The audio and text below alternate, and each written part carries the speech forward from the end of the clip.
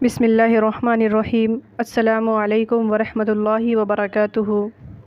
یہ آسان صرف حصہ دوم کا سبق نمبر 25 ہے۔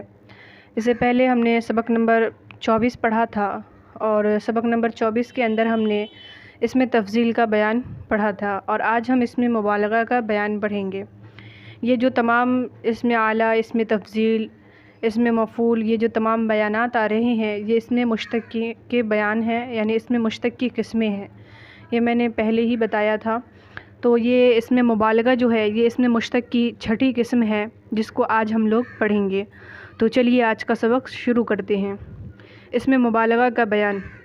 اس میں مبالغہ وہ اس میں مشتق ہے جس سے فی نفسی معنی فعلی یعنی معنی وصفی کی ذاتی معلوم ہو، جیسے ضرابٌ بہت مارنے والا، اس شخص پر دلالت کرتا ہے جس میں ضرب یعنی مارنے کی ذاتی پائی جاتی ہو۔ اس میں مبالغہ اور اس میں تفضیل میں فرق یہ ہے کہ اس میں تفضیل میں معنی فعلی کی ذاتی دوسرے کی بنسبت ہوتی ہے، اور اس میں مبالغہ میں فی نفسی یعنی دوسرے کا لحاظ کیے بغیر ہوتی ہے۔ تو سب سے پہلے یہاں پر اس میں مبالغہ کی تعریف بیان کی گئی کہ اس میں مبالغہ وہ اس میں مشتق ہے جس سے فی نفسی یعنی اپنے آپ میں کسی کا مقابلہ کیے بغیر اپنے آپ میں کسی چیز کی ذاتی معلوم ہو کسی کے اندر، تو اسی کو اس میں مبالغہ کہتے ہیں۔ آگے اس کی تشریح بھی آ رہی ہے، کہہ رہے جیسے ضرابٌ بہت مارنے والا، اس شخص پر دلالت کرتا ہے جس میں ضرب یعنی مارنے کی ذاتی پائی جاتی ہو، یعنی کسی کے مقابلے میں نہیں بلکہ اس کے اندر مارنے کی جو صلاحیت ہے وہ بہت زیادہ پائی جاتی ہے۔ اس میں کسی شخص کے مقابلہ نہیں کیا جاتا، اسے اس میں مبالغہ کہتے ہیں۔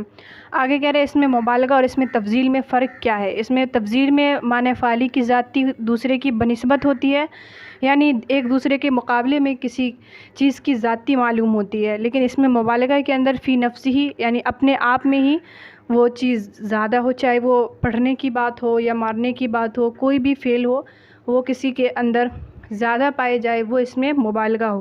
لیکن اگر کسی کے مقابلے میں زیادہ ہوگا تو وہ اس میں تفضیل مانا جائے گا۔ تو اس میں تفضیل اور اس میں مبالغہ کے اندر جو فرق ہے وہ یہی ہے کہ اس میں تفضیل میں معنی کی ذاتی دوسرے کی بنسبت یعنی ایک دوسرے کے مقابلے میں معلوم ہوتی ہے، اور اس میں مبالغہ کے اندر فی نفسی یعنی اپنے آپ میں ہی دوسرے کا لحاظ کیے بغیر جو ہے وہ ذاتی معلوم ہوتی ہے، اسے اس میں مبالغہ کہتے ہیں۔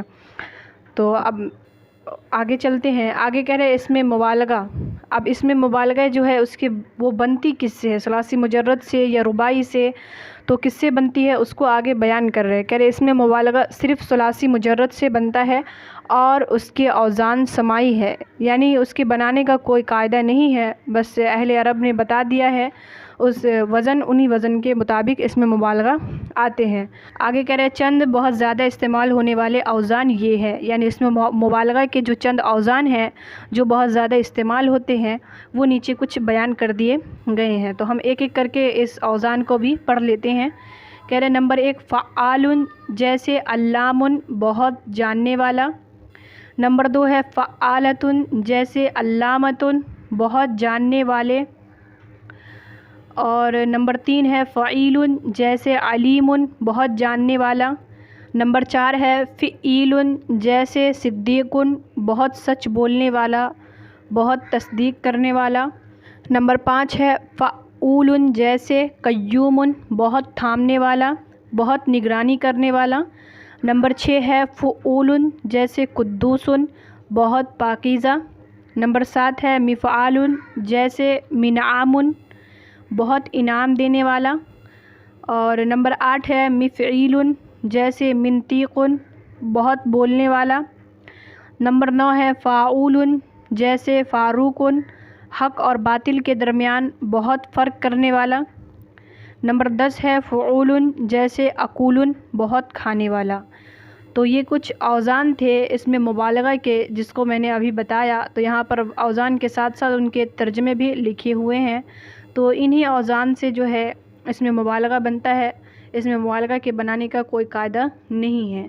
تو امید کرتی ہوں کہ آپ کو ویڈیو اچھی لگی ہوگی۔ ویڈیو اچھی لگی ہے تو لائک شیئر کر دیجیے گا، اور اگر میرے چینل پر نئے ہیں تو چینل کو سبسکرائب کر کے بیل آئیکن بھی پریس کر دیجیے گا، تاکہ میری ہر آنے والی ویڈیو کی نوٹیفیکیشن آپ کو بالکل ٹائم پہ مل جائے۔